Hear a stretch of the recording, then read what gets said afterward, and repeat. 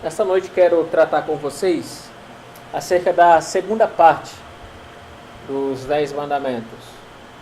Nós sabemos que eles se conversam, os mandamentos, mas fica muito claro uma divisão que há, que os 4 primeiros trata do relacionamento de Deus do homem para com Deus. E os últimos 6, do homem para com o homem. E é sobre esse tema que eu quero tratar. No Antigo Testamento, como o Novo também, resume como amar a Deus sobre todas as coisas e o próximo como a si mesmo. E essa última parte ela é resumida assim: amar o próximo como a si mesmo. E hoje eu vou focar sobre este tema maior, que é amar o próximo como a si mesmo. Primeiro começo dizendo que nós somos um povo em si mesmado. O que seria isso? É um povo voltado para si mesmo. Nós, seres humanos, não somos voltados para o próximo. Somos voltados para os nossos desejos, para aquilo que nos atrai, nos satisfaz. Nós somos seres humanos assim, voltados para nós mesmos. E muitas vezes nós vivemos isolados do mundo, isolados, mas Deus não nos criou para isso. Ele nos criou um ser relacional. Ele nos criou para nos relacionarmos com o próximo e com toda a criação. Mas o que se tem visto hoje nesta geração, é claro que hoje está mais intenso isso, mas isso sempre existiu, de que nós queremos viver isolados. Nós não queremos nos relacionar com o próximo. Muitas vezes não ter nenhum tipo de contato com as pessoas. E grandes empresas percebem isso e começam a fornecer meios para que você continue naquela. E assim arrecadam muito com isso, né? Você não precisa ir mais num restaurante, numa lanchonete para comer. Você pode fazer isso de casa, né? Você não precisa estar numa sala de cinema. Você pode fazer isso em casa. Então as empresas enxergam essa deficiência do ser humano e começam a ganhar dinheiro com isso. E nós somos um povo voltado para nós mesmos. Certamente muitos de vocês, ou algum de vocês, já assistiram aquele filme Náufrago. Que um avião cai no mar e só um sobrevive e fica numa ilha. E ele precisa sobreviver. E ele cria ali a famosa bola, o Wilson, né, que ele chama de Wilson. E ele é um meio dele se relacionar, porque o ser humano foi criado assim. O ser humano foi criado daquele jeito. Ele tem necessidade de se relacionar. Mas ao mesmo tempo que Deus o cria com essa necessidade, ele tenta matá-la, porque ele é contra tudo aquilo que Deus criou. Porque ele é contra tudo aquilo que Deus estabeleceu. Se Deus criou o homem para se relacionar, então o pecado trouxe isso ao homem, que ele se isole. E com isso nós perdemos muito, seres humanos, essa questão da humanização, de enxergar o próximo, de estar com o próximo. Deus nos deu sentidos para nós nos relacionarmos com a criação, mas nós não gostamos muito disso, dessa ideia, porque o ser humano é contra tudo aquilo que Deus estabeleceu. Deus deu sentidos, um deles é o olfato, é o cheiro. Mas perceba que nenhum de nós gostamos do cheiro natural do outro. Nós gostamos do cheiro terceirizado, industrial, né, do perfume, grandes marcas. Não sei quantos de vocês já tiveram essa experiência do metrô lotado em São Paulo, na capital, 6 horas da tarde, né? De manhã está lotado também, mas todo mundo está ali tomando banho, perfume, recém-colocado, mas vá às 6 horas da tarde ali, depois de um dia de trabalho, como que é? Me pergunte se alguém gosta daquele cheiro. Mas é o cheiro do ser humano, aquele é o cheiro nosso. Mas nós não gostamos disso, porque nós gostamos daquilo que não faz parte do ser humano.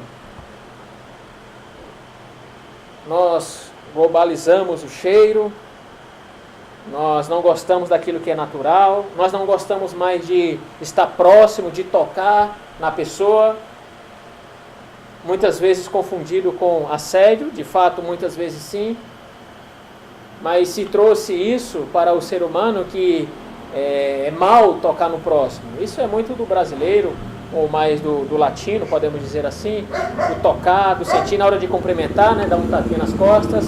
Em outras culturas, isso é totalmente, podemos dizer, mal educado. Você cumprimenta muito distante e não pode dar aquele famoso tapinha nas costas, né? Ou daqui no lado da barriga, como nós costumamos. E nós temos perdido isso, perdido esse tato. Nós gostamos muito das máquinas.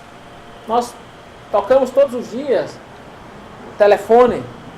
Quantas vezes nós tocamos em máquinas e quantas vezes você toca no ser humano por dia? Nós fomos desumanizados por essas coisas. Nós perdemos muito daquilo que Deus colocou em nós como seres humanos para nós nos relacionar não somente com a criação, mas com aquilo que é o nosso semelhante, ou com aquele que é o nosso semelhante, que é o nosso próximo, ser humano como nós. Veja que o Salmos 23, Davi, ele consegue humanizar a sua profissão. Porque ele olha para a sua profissão e ele enxerga Deus. Porque ele era pastor de ovelhas. E ele olha para a sua profissão e ele enxerga Deus. Ele diz, Deus é assim comigo. Agora, não sei a profissão que você exerce, mas você consegue enxergar Deus na sua profissão? Se você fosse escrever um salmo como Davi, como você colocaria em 15 palavras na sua profissão para descrever Deus como ele descreveu, cuidando dele lá no Salmos 23? Isso é tudo questão que nós perdemos, a humanização. Nós não humanizamos mais as coisas, nós gostamos de máquinas. Nós gostamos de muito mais de animais do que de seres humanos. Mas veja que o texto que nós lemos do Salmos 8 diz que todas as coisas foram colocadas debaixo dos pés dos homens, ou do ser humano. Está sujeita, não está igual, mas está abaixo. Tanto é verdade isso que Paulo, escrevendo aos Romanos, lá no capítulo 8, ele diz que foi por isso, ou é por isso que toda a criação geme, porque está sujeita ao homem. Está debaixo do governo do homem, o homem peca, sofre, traz sofrimento, maldição, e assim se estende a toda a criação que está sujeita ao homem. Então o texto lá diz que ela aguarda também o dia da sua redenção. A volta de Cristo há de tirá-la do seu cativeiro. A criação está debaixo, mas nós queremos colocar a mesma altura do ser humano. Nós estamos descaracterizados. Veja, não sei se vocês também já assistiram Star Wars, Guerra nas Estrelas, mas um dos episódios lá dos primeiros, nesse filme conta a história de Luke Skywalker e Darth Vader. E esse Luke, ele é filho de Vader. E uma daquelas batalhas lá nos primeiros episódios, eles com aquelas máscaras, né? Aí o filho derrota o pai, o de branco derrota o de preto. O Luke destrói ou derrota o Vader. Aí na hora que ele está no chão lá, ele tira a máscara. E o filho vê o pai. E o pai fala para o filho, olha, não deixe, não permita que o lado escuro da força faça isso com você. Faça o quê? Essa é a pergunta, né? O pai fala para o filho, não deixe que o lado escuro da força faça isso com você. O que foi que o lado escuro da força fez com ele, com Darth Vader? Desumanizou ele. Ele não é mais um ser humano. Ele não sente mais como um ser humano. Ele agora é uma máquina. Ele é um robô. Ele não sente o que um ser humano sente. Ele diz, não permita que também o lado escuro da força desumanize você. Não permita isso. A Escritura diz lá em Isaías que caiu do céu uma estrela. Alguns interpretam que essa estrela lá em Isaías 14 diz respeito a uma linguagem para mostrar Satanás caindo quando pecou, né? Não caindo no sentido de cima para baixo, mas no sentido de que ele pecou, de que ele se rebelou contra Deus. E o próprio Cristo, lá em Lucas 18, diz que viu Satanás caindo como um relâmpago.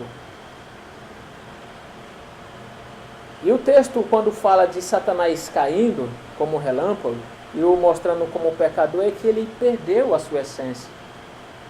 Ele deixou de ser aquilo que ele é. E é justamente isso que ele quer fazer com o ser humano. Deixar ou fazer com que o ser humano deixe de ser aquilo que ele é. Desumanize. Porque quando nós desumanizamos os seres humanos, perdemos o sentido de ser. Deus nos criou para ser algo. Se você não é mais aquilo, não serve. É qualquer coisa na sua vida. Podemos usar o exemplo do telefone. Ele serve para quê hoje? Para o WhatsApp.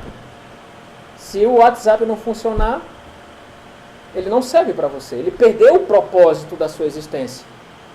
Você pode funcionar qualquer outro aplicativo, mas se o WhatsApp não funcionar, ele perdeu o propósito da sua existência hoje. Porque você não vai querer um celular que não funciona o WhatsApp. Não serve mais.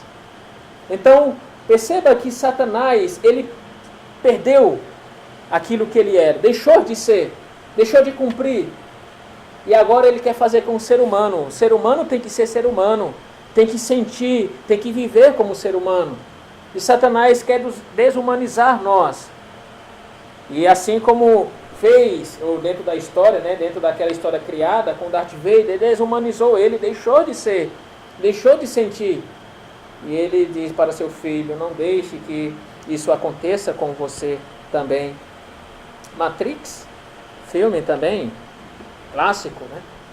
O que nós temos lá, o filme, ou o que o filme tenta mostrar, são máquinas tentando conquistar o ser humano. Torná-lo ser binário, tornar uma máquina como eles. Esse retrato desses filmes é o retrato do ser humano. Que temos nos tornado assim, máquinas. Gostamos de máquinas. Não gostamos de estar com o próximo, de ajudar o próximo, de amar o próximo, de cumprir com aquilo que a Escritura diz. Ame o próximo como a si mesmo. E nós amamos muito mais máquinas do que o ser humano. Há um estudante da USP, lá em São Paulo, ele, por alguns dias, se disfarçou de mendigo. E ficou na porta da USP. Seus amigos não o cumprimentavam, não lhe dirigia a palavra, seus professores também não. E diante daquela experiência que ele teve, ele escreveu a sua tese, e ele fez com o propósito disso, né? O ser invisível. A sua tese era tratar como os mendigos eram vistos, ou melhor, não eram vistos. Então o título da tese era o ser invisível. Quando ele estava com trajes de estudante, com o seu smartphone, com o seu carro, seus amigos lhe cumprimentavam, seus professores, era recebido. Mas quando ele estava de mendigo, ninguém lhe cumprimentava, ninguém lhe via. E ele escreve então para mostrar isso, como nós deixamos de ser seres humanos. E os amigos e os professores não gostavam dele porque ele era ser humano, mas por conta da roupa, né? Por conta do dinheiro, do seu carro, do seu status. Porque se gostasse dele como ser humano, lhe cumprimentava. É claro que não reconhecia ele. Mas veja que o ser humano é tratado assim. O mendigo é pulado, muitas vezes viramos o rosto, não olhamos nem com misericórdia para ele. Tratamos ele como se fosse menos que um animal, um ser desprezível. E nós deixamos então de sentir, de viver e de obedecer aquilo que a Escritura diz. E esse texto que nós lemos de Lucas, Cristo vai nos ensinar justamente a amar o próximo. Como nós devemos amar o próximo. Por isso que nós lemos essa parábola, porque parece que não, mas é isso que ele está ensinando, como nós veremos aqui. Vamos nos ater ao texto e ao contexto para nós entender como Cristo está ensinando como amar o próximo, como amar o ser humano, como respeitar o ser humano, como investir no ser humano. Vamos ver o texto e entendê-lo aqui. Primeiro, para entender esse texto, precisamos entender o contexto. E o contexto aqui começa no capítulo 15, o versículo 1, e 2, que diz assim: aproximaram-se de Jesus todos os publicanos e pecadores para o ouvir. E murmuravam os fariseus e os publicanos, dizendo: este recebe pecadores e come com eles. A parábola começa assim. A gente percebe nos evangelhos que toda parábola ela não surge assim do nada. Aconteceu algo, alguém perguntou, alguém questionou, alguém colocou Jesus à prova, aí ele vai e fala uma parábola. E aqui é isso que está acontecendo. O texto diz que ele está ali com publicanos, com pecadores, com a escória da sociedade daquela época. As pessoas que eram não vistas, podemos dizer assim, que não eram respeitadas como seres humanos, eram desprezadas, e Cristo estava com eles. E o texto diz que os fariseus e os escribas murmuravam. Aí Cristo vai contar 4 parábolas para falar a esses publicanos, a esses fariseus e escribas, que eles precisavam amar o ser humano. Porque era isso que Cristo estava fazendo. Se ele estava com pecadores, publicanos, é porque ele amava o ser humano. Porque se ele amasse o status, o dinheiro, estava lá com os escribas, estava lá com o sumo sacerdote. Mas Cristo amava o ser humano por aquilo que ele é, pecador, não pelas suas posses, porque Cristo ele já é o dono de tudo. E ele veio justamente para salvar o ser humano. Ele está dizendo: eu estou com eles porque eles precisam de mim. Em outras passagens ele diz: se vocês se acham são, tudo bem, continuem. Eu não vim para os sãos, eu vim para os enfermos, para os doentes, para os pecadores. Eu me relaciono com eles. Então eu não estou preocupado com o Estado, com bens, com a tecnologia da época. Eu estou preocupado com o ser humano. Aí ele vai contar 4 parábolas. Na primeira parábola ele vai falar sobre a ovelha perdida. Ele vai dizer: olha, quando alguém perde uma ovelha e acha, ele vai contar toda essa parábola aqui. O que acontece? Ele vai dizer: fazer uma festa. Deixou lá as 99, foi lá buscar a outra. Quando achou, vamos fazer uma festa, vamos festejar. Ele está tratando aqui de animal mesmo. Ele está dizendo: olha, se uma pessoa tiver 100 animais, se um se perder, quando ele acha, ele faz uma festa.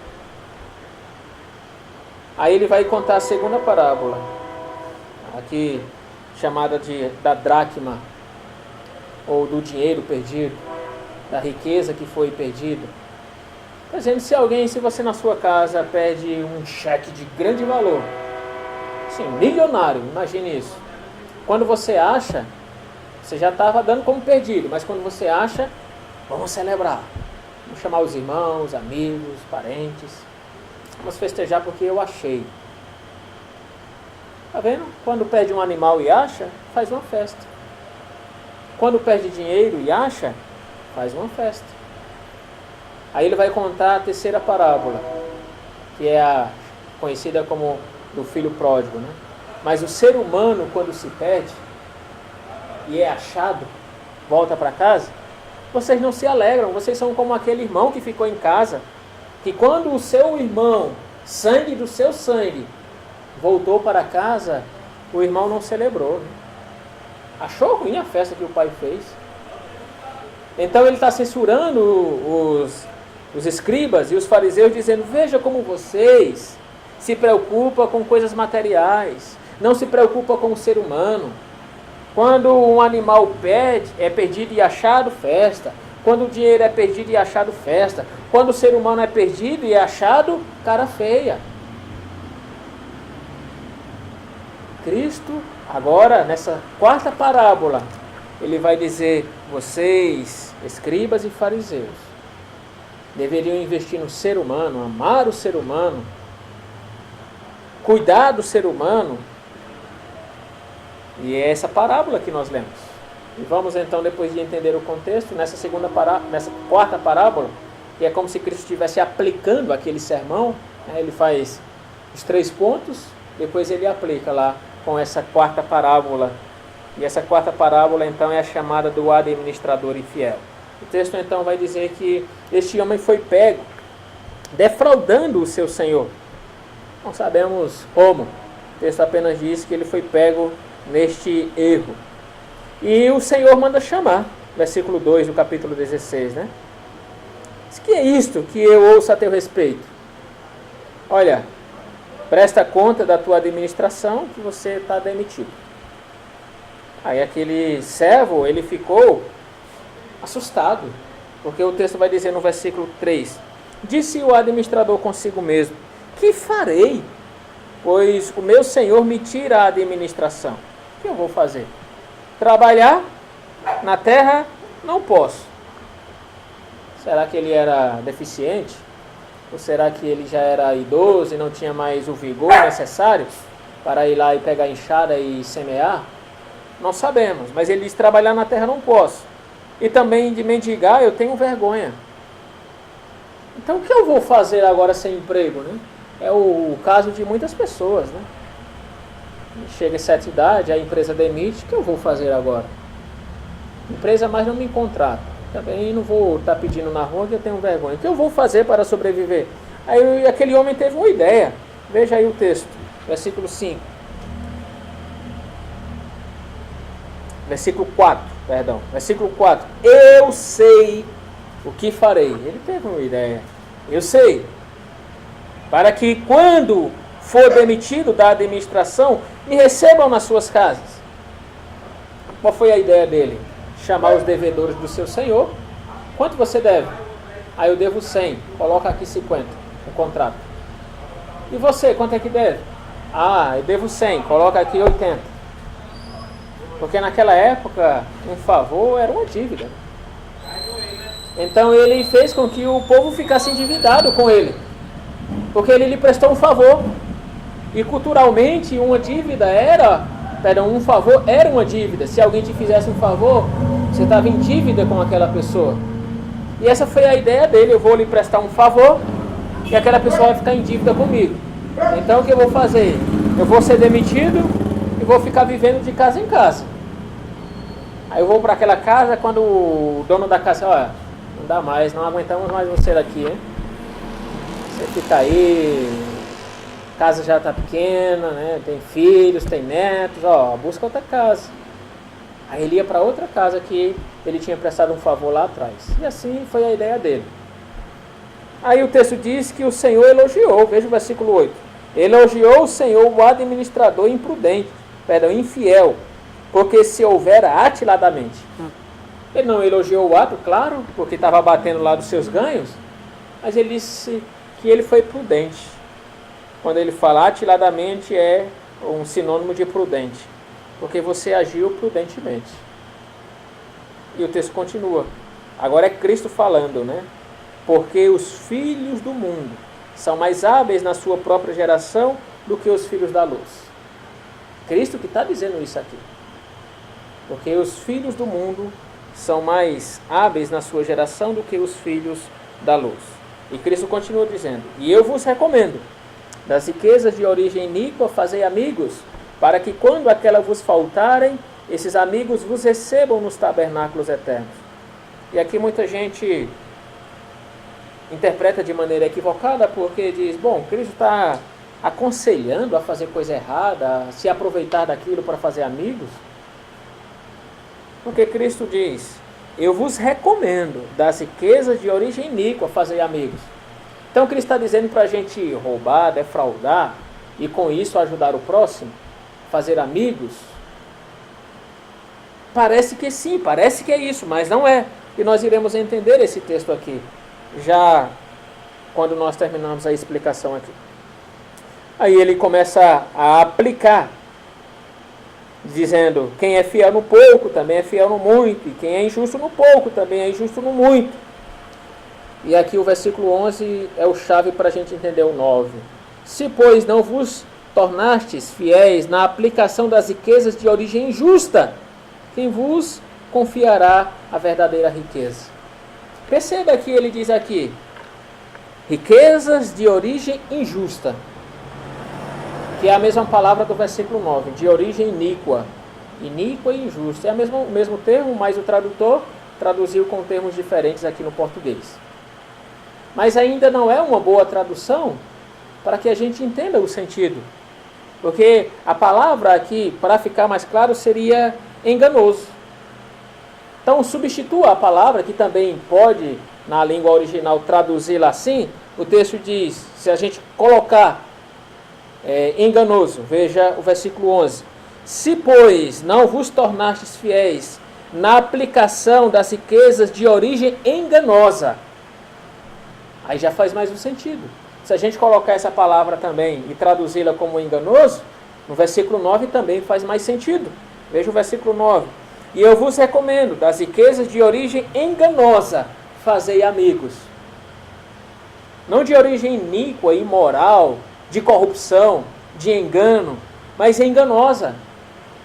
Por que enganosa? Porque as riquezas materiais você tem hoje e pode não ter lá amanhã.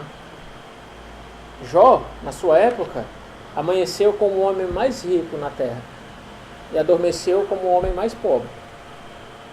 Perdeu a sua riqueza. E quando ele ficou doente, a sua riqueza não lhe conseguiu trazer saúde. A riqueza não compra a eternidade. Por isso que ela é enganosa. Porque ela não pode dar aquilo que nós mais necessitamos, que é a paz com Deus. Não pode comprar isso. Foi através de Cristo, Romanos 5. Através de Cristo que recebemos paz com Deus. Isaías 53. Também que nos fala que a paz que nós temos é fruto da obra, da vida de Cristo. A riqueza não pode comprar, por isso que ela é enganosa. Então Cristo está tratando aqui de bens materiais. Ele está dizendo, use como aquele homem usou, aquele administrador, dos recursos que ele tinha nas mãos para abençoar pessoas. Você pode dizer, mas como abençoar pessoas se ele estava aqui roubando o seu patrão? É porque a gente pode não entender muitas vezes que quem estava roubando era o patrão.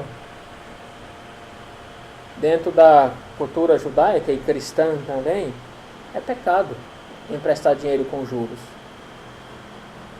Nós podemos ver Levíticos, Êxodo.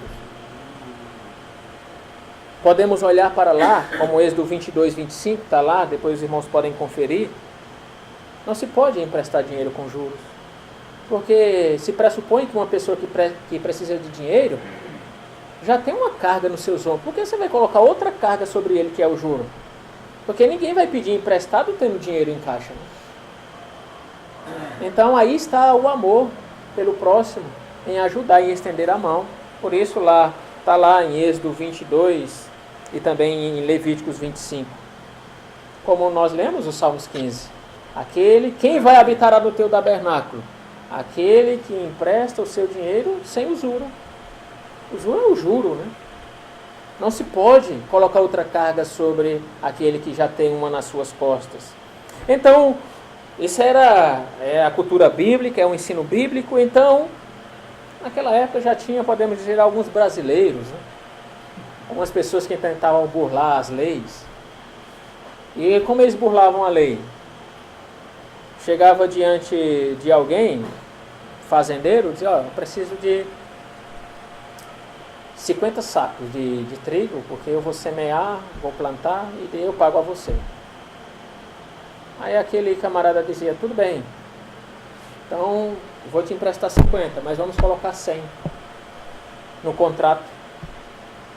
As autoridades, quando olharem o contrato, e se aquele que foi buscar emprestado quiser levar à justiça, está lá no contrato que ele pegou 100, que ele não pegou 50. Então já colocava o juro embutido ali. Assim era no azeite também. Já colocava o juro ali, como na soma total, camuflando os juros. E era isso que muitos faziam nos seus negócios. Então aquele administrador está abatendo os juros. Veja que o texto diz, versículo 6. Quanto você deve? Versículo 5. Ele diz, 100 cados de azeite. Então, toma a tua conta, assenta-te e escreve 50. Abate os juros aí. É isso que ele está fazendo. O outro. Depois perguntou, tu, quanto deves? Respondeu, 100 coros de trigo. Toma a tua conta e escreve 80%. Estava batendo justamente o juro, que um era 50%, outro chegava a 20%. E aquele administrador está abatendo juros, fazendo um favor, para que lá na frente alguém fique em dívida com ele, para se hospedar de casa em casa. Então, quando o Senhor Jesus Cristo diz, no versículo 9 e no versículo 8, lá na metade, né? Quando ele diz, porque os filhos do mundo são mais hábeis na sua própria geração do que os filhos da luz, ele está dizendo porque ele soube usar os recursos que ele tinha nas mãos para abençoar a pessoa e também ser abençoado. Aí por isso que ele vai dizer, no versículo 9, e eu vos recomendo, dessas riquezas materiais, dessas riquezas enganosas, façam amigos, abençoe pessoas, abençoe seres humanos. Aí ele vai dizer, quem é fiel no pouco, no versículo 10, também é fiel no muito. O pouco e o muito aqui o muito são as riquezas espirituais, o pouco são as riquezas materiais. É o dinheiro. Ele está dizendo, quem é fiel nisso, no pouco, quem é fiel nas coisas materiais, será nas espirituais. Mas se você não for nas materiais, também não será nas espirituais. Não será no muito. E veja que ele diz, no versículo 12, se não vos tornastes fiéis na aplicação do alheio, quem vos dará o que é vosso? Se vocês não forem fiéis na aplicação do alheio, quem é o alheio aqui? É Deus. Salmos 24, ao Senhor pertence a terra e tudo que nela há. Tudo que nela há. Então, se tudo que nós temos pertence a Deus, temos que ser fiel. Aquilo que Deus nos deu para administrar. Tudo que nós temos não é nosso por direito. Nós somos administradores. E precisamos usar para abençoar pessoas como este homem dessa parábola fez. Aí ele vai dizer no versículo 13, ninguém pode servir a dois senhores.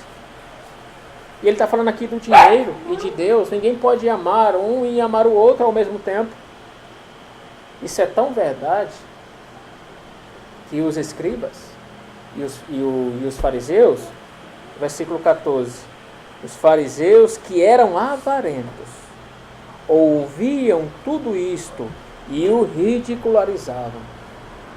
Porque Cristo estava censurando o amor aos bens, o amor ao dinheiro, muito mais do que o amor ao ser humano. E quando eles ouviram isso, ficaram zombando, ridicularizando aquela mensagem, aquela fala de Cristo. Veja que o texto diz, eles eram avarentos, amavam o dinheiro, e eles entenderam a mensagem. Este homem está nos acusando de amar o dinheiro. Ele contou aquela parábola do animal, e nós amamos o animal, fazemos festa. Nós amamos o dinheiro, fazemos festa, mas nós não amamos o ser humano, ficamos emburrados quando ele é achado. Então, nessa parábola ele diz, use os recursos que Deus te deu para abençoar ser humano. Veja que nós erramos de muitas maneiras com essas questões. Porque muitas vezes nós perdemos amigos, perdemos amizades, por conta de coisas materiais. Você já viu uma pessoa arranhar o carro? Você empresta o seu carro, aquela pessoa vai lá e arranha o carro. Nunca mais eu empresto. A amizade é cortada. Veja, perdeu a amizade por coisas materiais. O celular caiu no chão, alguém deixou cair. Nunca mais chega próximo daquela pessoa para não pegar o telefone. Um prato quebra, um copo quebra, como quebrou agora há pouco aí, né? E muita gente fica emburrado com essas coisas. A comunhão é quebrada, os sentimentos são feridos por conta de coisas materiais. Isso mostra muitas vezes que somos como os fariseus, como os escribas, que gostamos daquilo que não é ser humano. Desumanizamos o ser humano, o tratamos como máquinas, e as máquinas como ser humano. Sendo que Cristo disse, ame o próximo, use os recursos que Deus colocou na sua mão para abençoar o próximo. É o que ele está dizendo aqui. não amem os bens acima do ser humano. Ame o ser humano. Você é ser humano. Sinta como ser humano. Viva como ser humano. Muita gente quis viver acima do ser humano. Nabucodonosor, Deus disse: você não é nada, olha o que eu faço com você. Transformou em um ser, em um animal. E o texto lá diz, Daniel 4, que Deus lhe tornou a consciência de homem. Perceba lá, consciência de homem, porque ele se achava Deus. Você é ser humano. Muita gente quis se colocar acima do ser humano, mas não é. Nós somos seres humanos, vivemos como seres humanos, sentimos como seres humanos e devemos então sentir a dor do próximo, como a Escritura diz, sorrir com o próximo, chorar com o próximo, amar o próximo como a nós mesmos. Que Deus assim abençoe a sua vida e que você reflita todos os dias sobre as pessoas que estão ao seu lado, as pessoas por quem você passa, que são pecadores como nós, precisa da graça de Deus como nós, que sintamos as dores deles também, que oremos por eles, que estendamos a mão quando assim nos foi exigido, e que Deus nos abençoe. Amém.